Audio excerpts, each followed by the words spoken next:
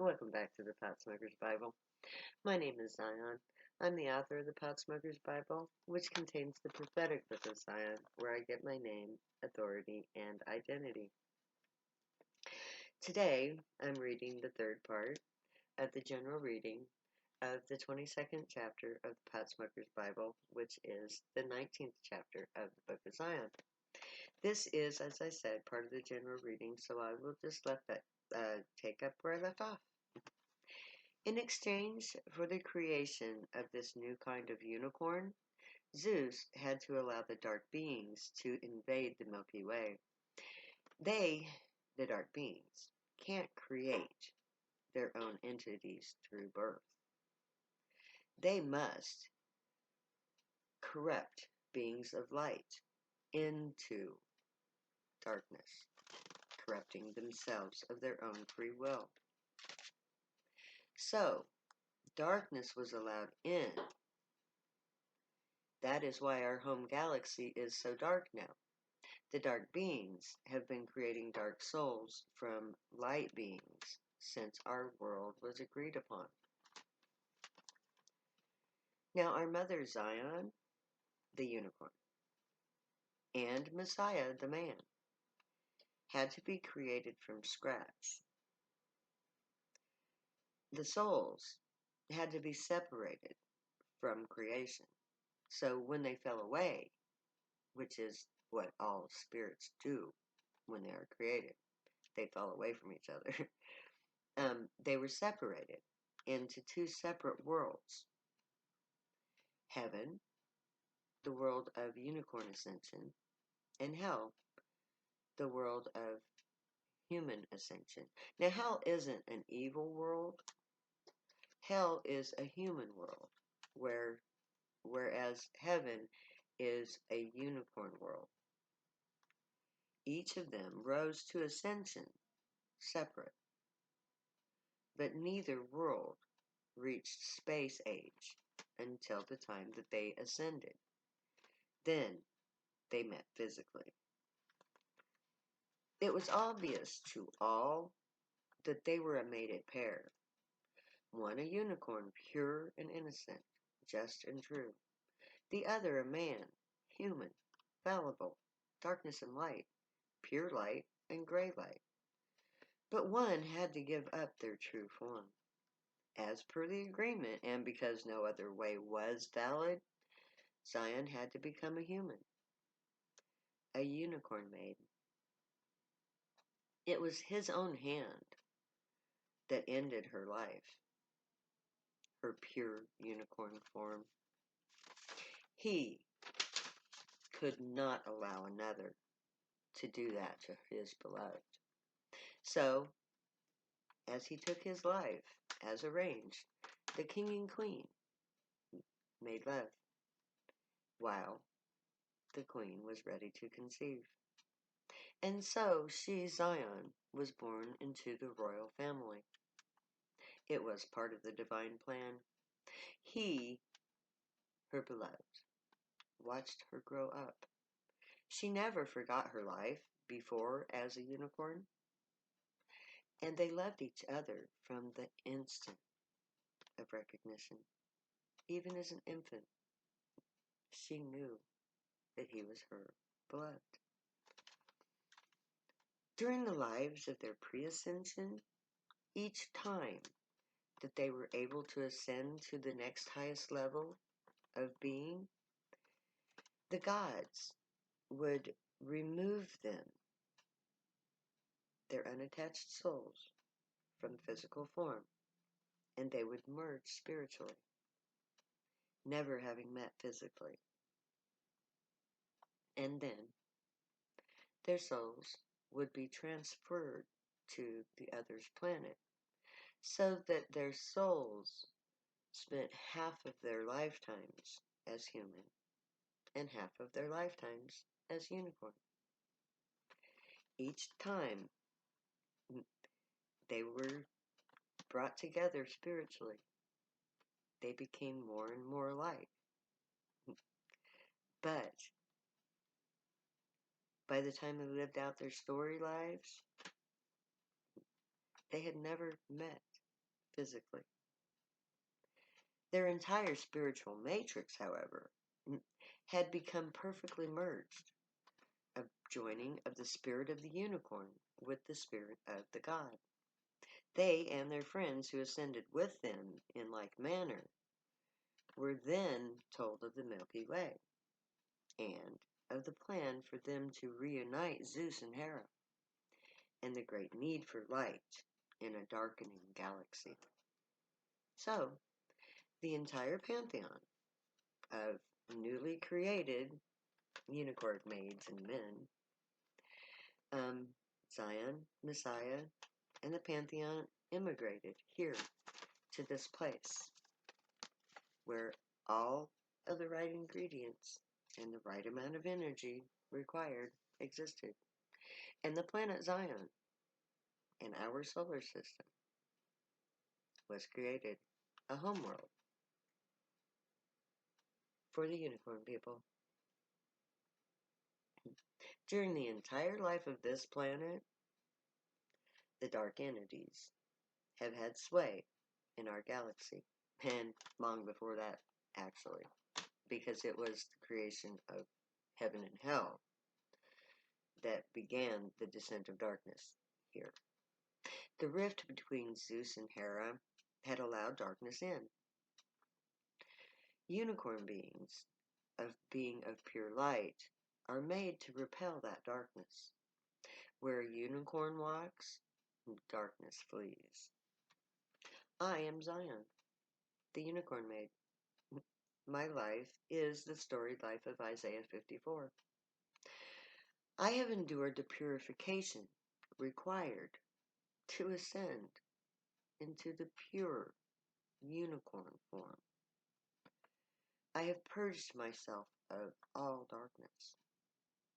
All negativity in me is turned to justice,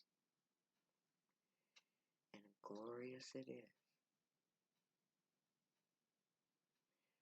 I am love, pure and simple. I am Zion of the Most High God of Israel, unicorn made of Hera, creation of Zeus. I am the bride. That is what I was told by Zeus himself in 1987. When a true God speaks, you know it. It was as if the entire universe had spoken. I vibrated literally, and so did everything in my presence. I didn't know what it meant. I'm the bride. But there's not a single Jew on this planet who doesn't know exactly what that means. The bride is Zion. Friday at sundown, every good Jew honors her. She is the Sabbath bride. Her marriage to Messiah is the sacred marriage, the union of heaven and hell, heaven and earth, the return of God, the promise of Israel. Redemption comes with the sacred marriage. I am told that my beloved Messiah, my Kenny, comes for me. I am told that he's coming now in the present. I can only hope that that's true, that the one who is my truest mate will relent and remember, as Hera now remembers, that divine love is by its very nature divine. So, once remembered, can never be forgotten. And that love alone endures all time. I can only hope that those whispered words within are true, that the long years of pain and emptiness are through, that my love would come to me. Today, I live within his dream, but I will endure until the hope is realized, be it in this lifetime or in a million lifetimes to come. I will wait, knowing that love alone endures. Whether Kenny comes back to me or not, I'm still Zion. I have still lived that sorry life. I will fulfill my duty to my children, the unicorn human hybrids, that are also gray hybrids. That will forever be a new kind of God.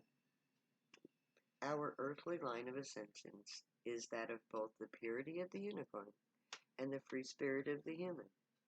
That is what I was created for. This new line of ascension is a hard path to walk because it demands purity of light and the freedom to enjoy life in the gray. To be a force of nature that transforms all darkness into justice.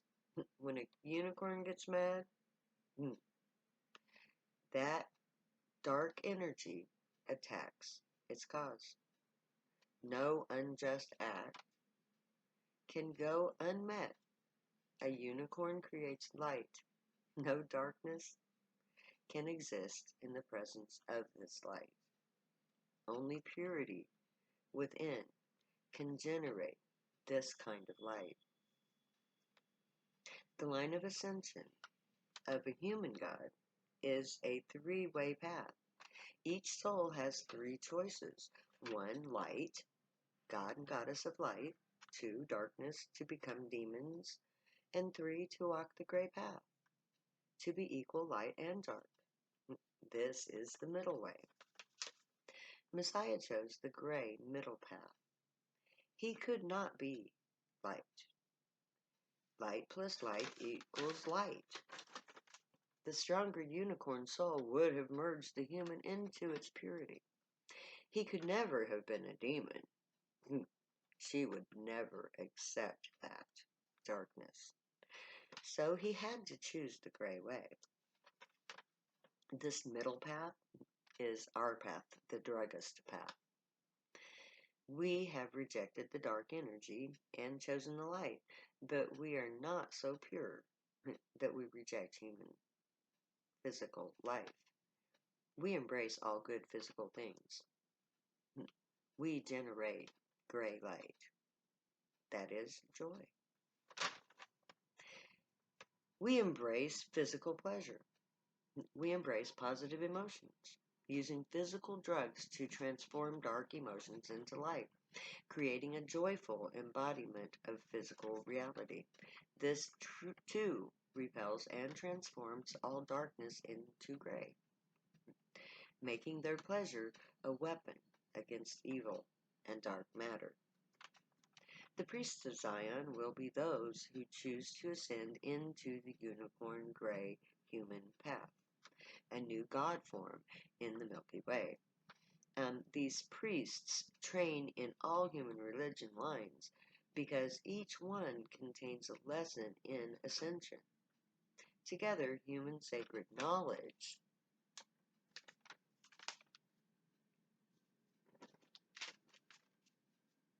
leads to the gray God path. The priests, while in training, work with the gray aliens who teach all physical knowledge. Their new form as hybrids opens up their ancient path of ascension, completing the eternal cycle of gray, their final form.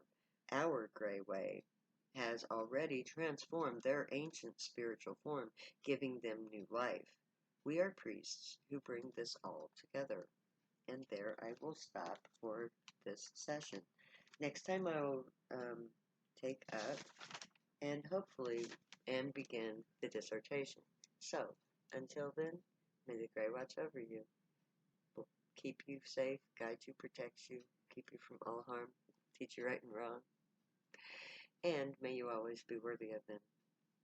Stay happy and high. May your thoughts, words, and deeds reflect truth, good, and light. Know that I love you. See you later, because I'll never say goodbye.